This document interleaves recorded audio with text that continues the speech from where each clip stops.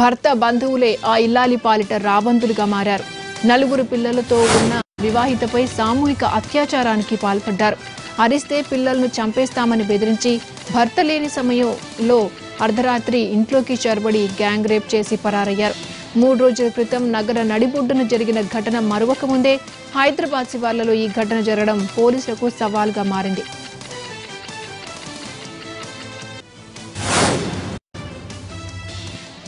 బతుకు తెరువు కోసం హైదరాబాద్కు వచ్చింది ఈ కుటుంబం.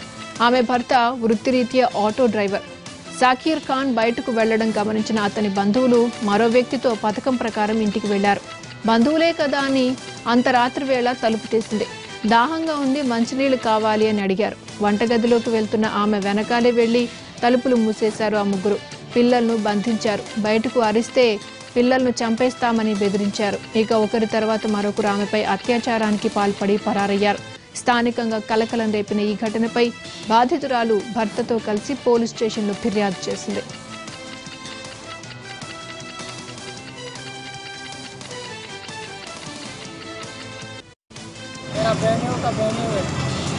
कितने लोग आए थे? नहीं मालूम सर, मैं वहाँ पे नहीं था उस टाइम पे। ऑटो चला था, 1 बजे आया मैं रात को। बहन होना ना? कहाँ है आप लोग? आप कहाँ के रहने वाले? राजस्थान। कब आए हैदराबाद? 3 महीने हो रहे मेरे को तो। आप क्या काम करते हैं? ऑटो चलाते। आपके बहनोई वो भी ऑटो चलाते। रात में चलाते हैं क्या? रात में हमारे तक चलाते।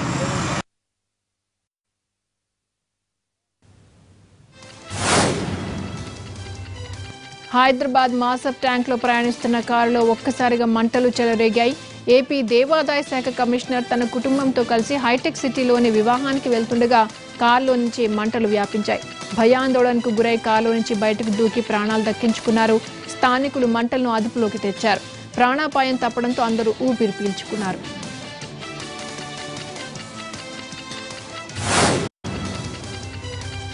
సికింద్రాబాద్ మోండా మార్కెట్లో అపహరణకు గురైన పసిగుడ్డును తల్లి వద్దకు చేర్చారు పోలీసులు. నిన్న రాత్రి తాగిన మత్తులో ఉన్న నిందితురాలు ఓ చిన్నారిని అపహరించింది. ఇది గమనించిన స్థానికులు అనుమానంతో మోండా మార్కెట్ పోలీసులకు అప్పచెప్పారు. అంతకుముందు సీసీ వీడియోల ఆధారంగా దర్యాప్తు ప్రారంభించారు. ఫుటేజ్లో ఉన్న మహిళను చివరికి బోయిగూడ కల్లు కాంపౌండ్లో పట్టుకున్నారు పోలీసులు.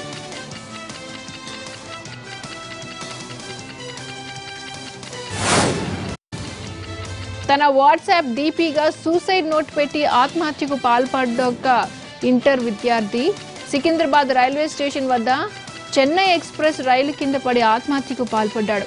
అత్తాపూర్కు చెందిన సనం అనురాగ్ ఓ ప్రైవేట్ కాలేజీలో ఇంటర్ 2వ సంవత్సరం చదువుతున్నాడు. ఏం జరిగిందో ఏమో కానీ ఇంటి నుంచి మిత్రుల వద్దకు వెళ్తున్నా అంటూ చెప్పి వచ్చిన అనురాగ్ సికింద్రాబాద్ రైల్వే స్టేషన్ వద్ద రైలు కింద పడి ఆత్మహత్యకు పాల్పడ్డాడు.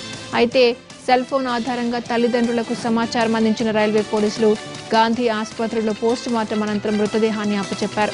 చదవలేకపోతున్నందునే ఆత్మహత్యకు పాల్పడినట్లు బంధువులు భావిస్తున్నారు.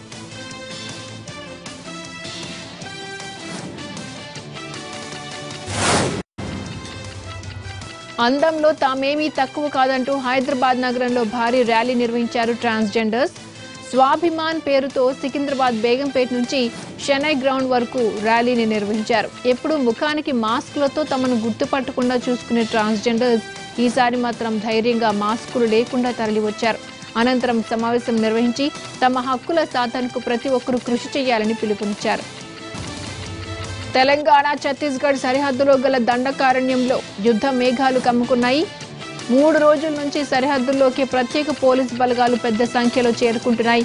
మావోయిస్టుల కోసం అణువునా గాలిస్తున్నాయి. మహిళా దినోత్సవాన్ని పురస్కరించుకుని మావోయిస్ట్ పార్టీ పిలుపునిచ్చింది.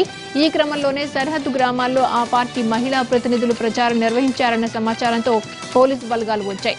మహిళా దినోత్సవ ప్రచార కార్యక్రమాల్లో పాల్గొన్నారన్న అనుమానంతో కొందరిని అదుపులోకి తీసుకున్నట్టు సమాచారాన్ని సేకరిస్తున్నట్టు తెలిసింది.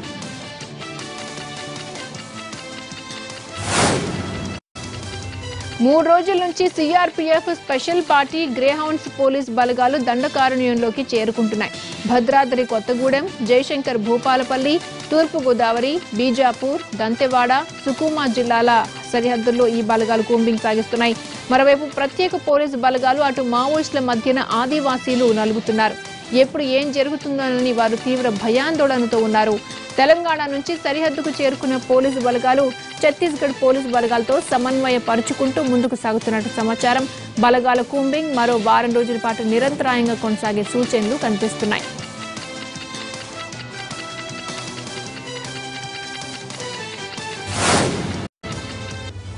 మంచిర్యాల జిల్లా కేంద్రంలో ప్రభుత్వ ఆసుపత్రి నిర్వహణపై కలెక్టర్ ఆగ్రహం వ్యక్తం చేశారు. పల్స్ పోలియో కార్యక్రమానికి హాజరైన జిల్లా కలెక్టర్ భారతి హోలీకేరి ప్రభుత్వ ఏరియా ఆసుపత్రిని ఆకస్మికంగా తనిఖీ చేశారు. ఆసుపత్రి సూపరింటెండెంట్ యశ్వంతరావుపై ఆగ్రహం వ్యక్తం చేశారు. గతంలో కూడా ఆసుపత్రిని తనిఖీ చేసిన కలెక్టర్ పారిశుద్ధ్య లోపాలపై మండిపడ్డారు. శానిటేషన్ కోసం ప్రతి నెల నిధులు కేటాయిస్తున్నా ఎందుకు సరిగా పనిచేయడం లేదని ఆగ్రహం వ్యక్తం చేశారు.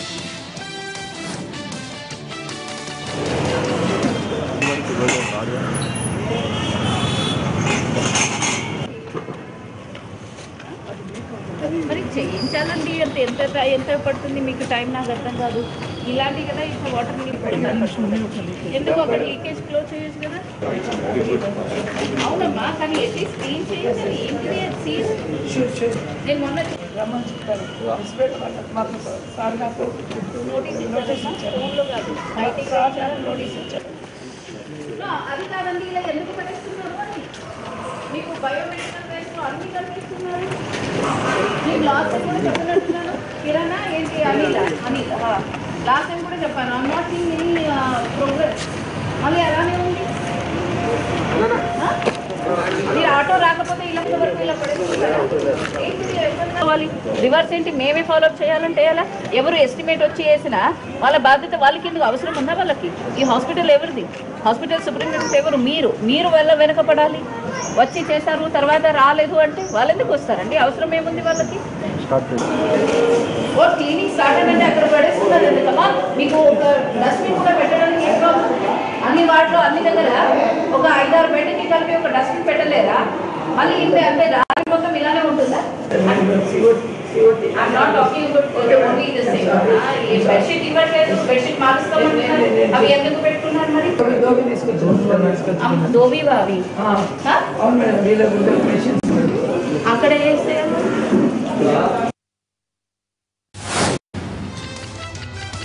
ఆదిలాబాద్ ఉమ్మడి జిల్లాలో రికార్డు స్థాయిలో ఉష్ణోగ్రతలు నమోదవుతున్నాయి.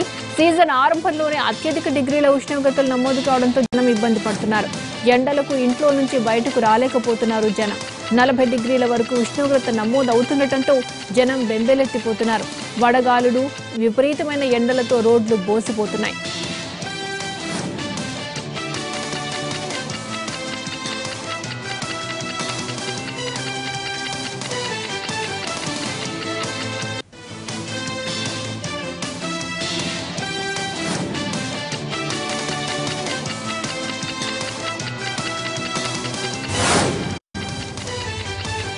ఇథియోపియా విమాన ప్రమాదంలో ఆంధ్రప్రదేశ్ యువ డాక్టర్ నూకవరపు మనీషా చనిపోయారు.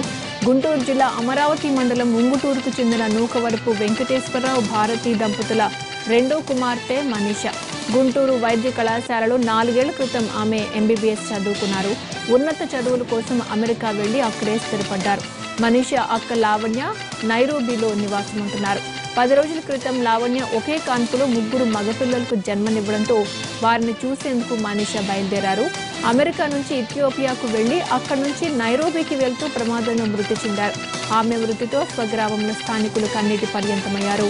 మరోవైపు మనీషాతో పాటు మన దేశానికి చెందిన వైద్య పన్నగేష్ భాస్కర్, వైద్య హన్సిన్ అన్నగేష్, పర్యావరణ శాఖ కన్సల్టెంట్ శిఖా గార్గ్ విమాన ప్రమాదంలో మృత్యువాత పడ్డారని విదేశాంగ మంత్రి సుష్మా స్వరాజ్ ట్విట్టర్ ద్వారా తెలిపారు.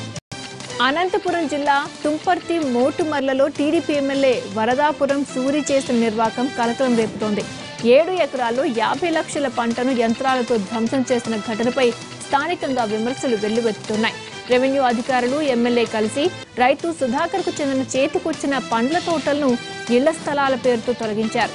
ద్రాక్ష పంట కోత దశలో ఉందని 3 రోజులు గడువిస్తే అమ్ముకుంటాను అంటూ అధికార పార్టీ ఎమ్మెల్యే వరదాపురం సూరితో పాటు రెవెన్యూ అధికారులను కాళ్ల వేళ్లా పడినా కరుణించకపోగా కక్ష కట్టినట్టుగా 5 JCBలతో ఒకేసారి తోటను ధ్వంసం చేశారు.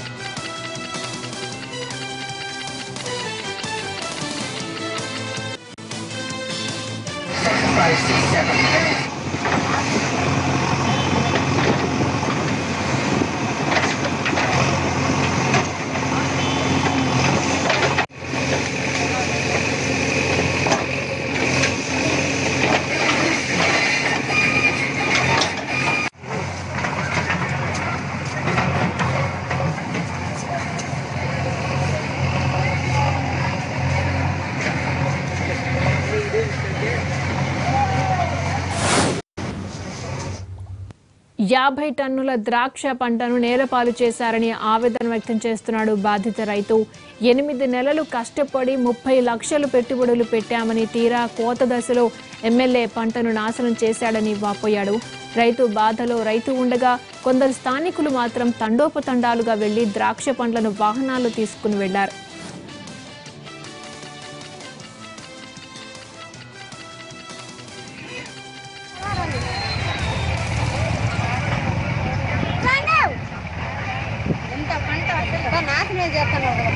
నాలుగైదు రోజులు పడుతుంది ఈ పంట అంతా పీకల్లంటే అన్న చూడు మొత్తం ఖాళీ అయిపోయింది. నేలపాలు అయిపోయే దానికంటే ఏదో జనాలన్న తిన్ని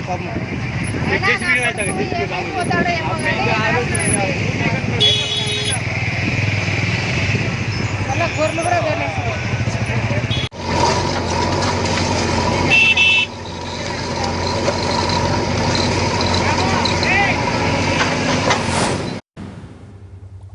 తూర్పుగోదావరి జిల్లా రంపచోడవరం ఎమ్మెల్యే వంతల రాజేశ్వరికి అసమ్మతి బెడద పట్టుకుంది. సొంత పార్టీ నుంచి వ్యతిరేకత వ్యక్తమవుతోంది. ఎమ్మెల్యేకు టికెట్ ఇస్తే పార్టీకి దూరంగా ఉంటామని కొందరు నేతలు హెచ్చరించారు. అవినీతి అక్రమాలకు కొమ్ము కాస్తూ కార్యకర్తలను విస్మరించారని ఎమ్మెల్యేకు కొందరు దూరంగా ఉంటున్నారు. అమరావతిలో చంద్రబాబు సమక్షంలో జరిగిన రంపచోడవరం అభ్యర్థుల సమీక్ష సమావేశంలో పలువురు ఎమ్మెల్యే పనితీరుపై బాహాటంగానే తమ నిరసన గళం వినిపించారు. తమిళనాట పొత్తుల్లో భాగంగా నటుడు విజయకాంత్ దేశీయ మురుముఖ ద్రవిడ కజకం డిఎండికే పార్టీకి 4 సీట్లు ఇచ్చేందుకు అంగీకారం కుదిరింది. బీజేపీ, ఏఐడిఎంకే, పీఎంకే ఇప్పటికే పొత్తు పెట్టుకోగా డిఎండికే కూడా కూటమిలో చేరింది. రానున్న లోక్సభ ఎన్నికల్లో 4 స్థానాల నుంచి డిఎండికే పోటీ చేస్తుంది. తమిళనాడు సీఎం పళనిస్వామి, మంత్రి పన్నీర్ సెల్వం తదితరుల సమక్షంలో విజయకాంత్ పొత్తు ఖరారు చేసుకున్నారు. అటు కాంగ్రెస్, డిఎంకే ఇప్పటికే పొత్తు పెట్టుకున్నాయి.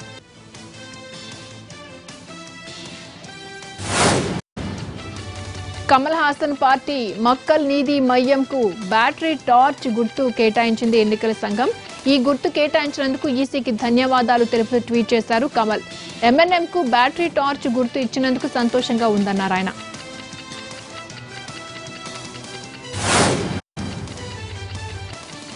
కర్ణాటక మండ్య లోక్సభ స్థానంపై నెలకొన్న గందరగోళాన్ని సర్దుబాటు చేసేందుకు మంత్రి డీకే శివకుమార్ రంగంలోకి దిగారు. మండ్య నుంచి సీఎం కుమారస్వామి వారసుడు నిఖిల్ పోటీ చేస్తున్నట్లు జేడీఎస్ జాతీయ అధ్యక్షుడు దేవేగౌడ ప్రకటించారు. అయితే అదే స్థానం నుంచి రాజకీయ అరంగేట్రం చేయదలిచిన సుమలత పట్టు వీడవకపోవడంతో సమస్య జటిలమవుతోంది. ఓవైపు గౌడ సామాజిక వర్గంలో భిన్నమైన అభిప్రాయాలు వ్యక్తమవుతున్నాయి. ఓవైపు నిఖిల్ ఇప్పటికే ప్రచారాలకు సిద్ధం కాగా మరోవైపు సుమలత కూడా మండ్యం నుంచే బరిలోకి దిగుతానని స్పష్టం చేయడంతో ఒకే సామాజిక వర్గంలో వ్యతిరేకత పెరుగుతుందని చర్చించేందుకు డీకే శివకుమార్ సిద్ధమయ్యారు.